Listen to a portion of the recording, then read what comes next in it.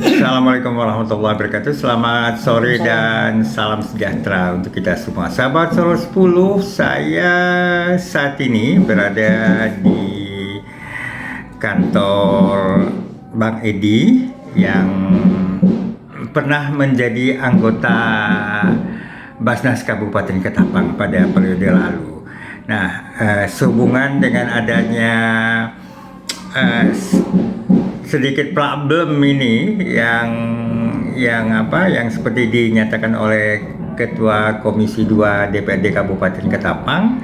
Nah, saya ingin menelusuri hal-hal seperti ini. Bang Edi, apa kabar? Alhamdulillah. Iya. Oke, Bang Edi Karnain ini. Ya. Nah, Bang Edi, betul Anda dulu anggota Basnas Kabupaten Ketapang? Ya, atas izin Allah mendapatkan amanah menjadi wakil pimpinan, unsur pimpinan lah gitu kan. Ya. Yaitu periode 2017 sampai dengan 2022. Ya. 24 Juli kalau nggak salah. Ya. Sesuai dengan SK Dari yang Bupati oleh Ketapang ya. Bupati Ketapang. Memang saya diamanahi wakil ketua 4 bidang administrasi, SDM dan umum periode 2017-2022. 2022. Dan automatically sekarang sudah berakhir masa jabatan. Dimisioner sudah ya. Ya, sudah selesai.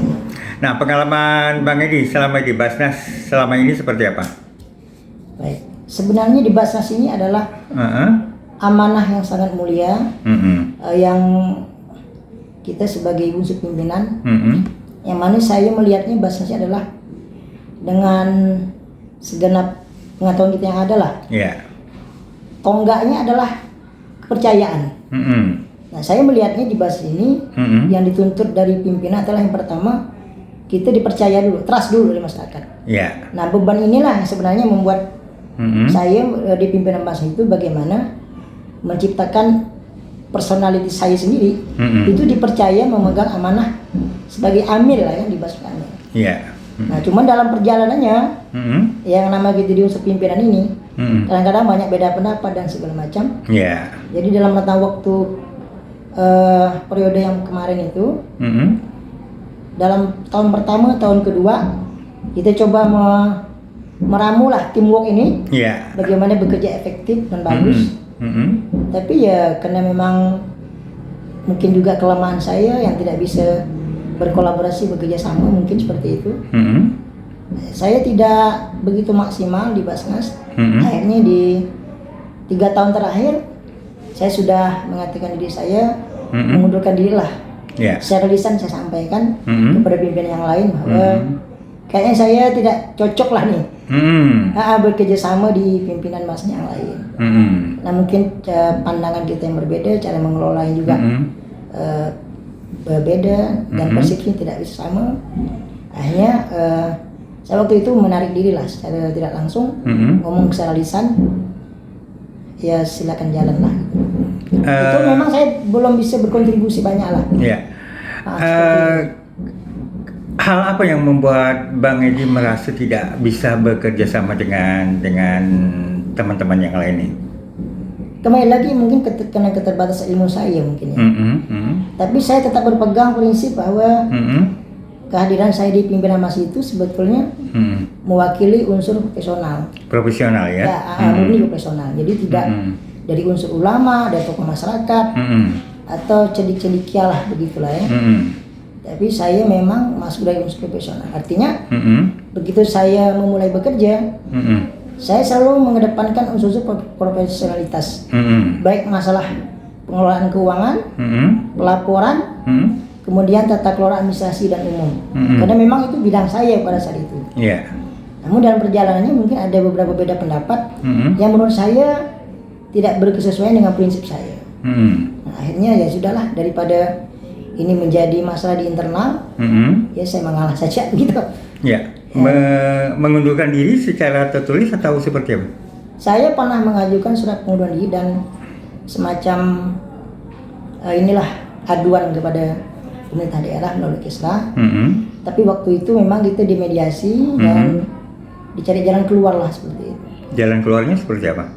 ya dirembukan ulang bagaimana enaknya berorganisasi dengan baik gitulah. Supaya jangan nanti ada beda pendapat mengakibatkan Basnas ini menjadi mundur gitu.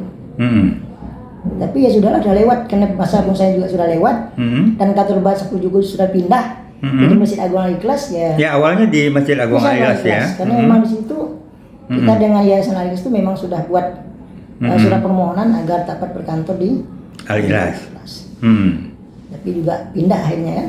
Saya juga kurang tahu kenapa pindah, karena juga tidak dikomunikasikan secara kolektif kolegial keputusan itu. Oh gitu. Ya. Kalau soal keuangan atau laporan tahunan seperti apa yang Bang Edi pahami, yang Bang Edi ketahui dari?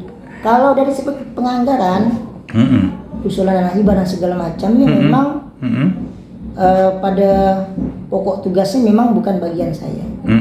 Tapi kalau menurut hemat saya, pimpinan Mas itu kan ada 5. Iya. Jadi keputusan itu sebenarnya keputusan kolektif kolegial. Iya, kolektif mestinya kolegial. kita untuk pimpinan harus tahu. Semua harus transparan dan terbuka. Jadi masalah pelaporan sudah ada bagian sendiri, mungkin untuk pimpinan 3 atau berapa gitu kan. Nah, kalau detailnya memang saat sekarang saya sudah tidak mengetahui lagi, dan memang dari awalnya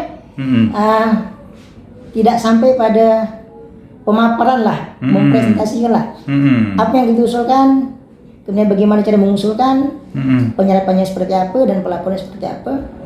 Emang tidak dibicarakan dalam rapat internal pimpinan. Gitu. Secara utuh ya menurut saya. Kalau hanya beberapa bagian mungkin bisa saja ada.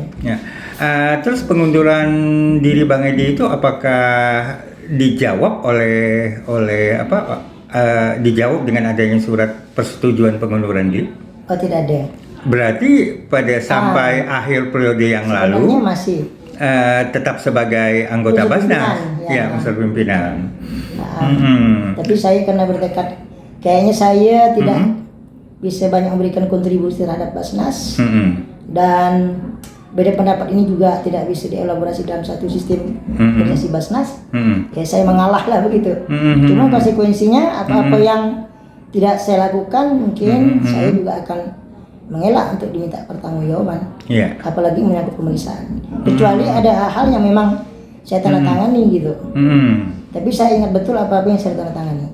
Di luar dari itu saya tidak bisa. Kalau Bang Edi ingat apa yang ditandatangani? Kalau menyangkut uang ya pernah ada di tahun-tahun pertama, pertengahan tahun kedua itu ada menerima honor lah gitu kan, dari dana hibah Pemda. Tapi di 3 tahun terakhir saya ingat tidak ada satupun yang saya tanda-tangani. Jadi berarti tidak jadi ada. Kalau ada misalnya hal-hal yang 3 tahun terakhir, saya akan menolak kalau ada terjadi hal-hal yang menyangkut pemeriksaan yang tidak sesuai dengan prosedur misalnya, atau ada hal-hal yang dimintakan pertanggungjawaban yang tertulis gitu maksud saya. Ya seharusnya kalau permohonan pengunduran diri tidak setujui berarti kan hak sebagai wakil ketua termasuk honor itu harus diberikan. Wallahualam. Tapi ternyata sampai saat ini tidak ya. Saya memang tidak menerima dan saya juga tidak menuntut. Karena bagi saya kalau saya menuntut ada kewajiban yang saya tunaikan. Tapi andai kata itu pun bisa dianggarkan, itu kewenangan dari yang aktif lah. Mungkin diserahkan kepada orang lain atau digunakan untuk operasional yang lain. Tapi kalau andai kata itu tercatat dibayarkan ke saya dan saya tidak terima uang itu, wah itu lain cerita lagi tuh. Dan tentunya kan tetap harus dengan persetujuan yang bersangkutan. Betul. Dan saya memang tidak ada bertanda-tanda. Itulah kondisi yang lama ya, seperti itu. Saya juga tidak mengatakan bahwa ini sesuatu yang salah, tapi mungkin kekurangan saya, bagaimana saya yang mungkin minim ilmu ini tidak bisa menyesuaikan dari pimpinan yang lebih senior mungkin seperti itu. Tapi saya punya keyakinan bahwa kaidah yang saya pakai adalah murni kaidah sebagai seorang amil. Jadi akuntabilitas, transparansi itu penting supaya mendapatkan trust dari masyarakat. Nah, ke depan harapan Bang Edi seperti apa? Kan ini belum dilantik nih anggota Basnas yang baru ini. Ya, saya ada mendengar bahwa panitia seleksi telah melakukan tugasnya dengan baik. Kalau dilihat dari SK yang sudah habis, mestinya dalam tahun 2022 itu sudah terjadi pelantikan ya? Terjadi pelantikan pimpinan yang baru. Tapi infonya sampai sekarang juga belum dilantik. Tapi saya tak berharap ke depan bahwa Basnas ini kan lembaga yang langsung dari pusat itu terstruktur betul tuh. Iya. Dari presiden ada peraturan yang mengikat, turun ke menteri, kemudian dari pusat ada Basnas pusat, dari provinsi sampai kabupaten. Ini betul-betul badan yang secara struktur itu kuat lembaganya. Iya, kelembagaannya kuat. Berarti dituntut kita kerja profesional. Nah, kita berharap, saya sendiri, kemudian juga masyarakat, bahwa Basnas ini adalah merupakan amanah sebetulnya dari 8 asnaf yang memang layak mendapatkan haknya melalui tangan Basnas. Jadi terpilihnya pimpinan nanti betul-betul menjaga amanah yang telah digariskan dalam Al-Quran, kemudian undang-undang zakat kan, dalam Basnas, dan SK yang telah diterima dan dalam itu dilantik oleh Pak Bupati. Dan ke depan dia harus bisa bersinergi dan berkolaborasi dengan pemerintah daerah, karena ini bagian daripada pengentasan kemiskinan bagi masyarakat kita di Kabupaten Ketapang. Tapi tetap menjunjung asas tadi, transparansi, akuntabel. Kemudian dia harus betul-betul amil yang terpercaya. Itu karena yang dalam rangka itu yang perlu digarisbawahi. Ya, karena dalam rangka kita menerima amanah zakat ini, orang yang menitipkan amanah zakat, jiswab itu kan kepada orang yang dipercaya untuk menyampaikan, dia wajib membayar dan siapa yang wajib menerima. Nah, itu yang paling penting. Kalau dah itu ada unsur kepercayaan, insya Allah masyarakat yang masuk dalam kata wajib berjiswab, berzakat, infak, sedekah, itu pasti akan automatically lari ke Basnas. Oke, mudah-mudahan kepengurusan Basnas yang baru ini lebih merupakan orang-orang yang sangat dapat dipercaya. Dan panitia seleksi sudah bekerja dengan maksimal. Saya dapat informasi seperti itu. Tinggal nanti dari pusat, provinsi, dan juga Pak Bupati lah nanti yang akan menentukan. Dari pusat dan provinsi kan memberikan pertimbangan rekomendasi tetapi keputusan terakhir tetap di tangan Bupati Ketapang. Oke, Bang Edi terima kasih atas bincang-bincangnya. Yasmin Umar untuk Sorot 10.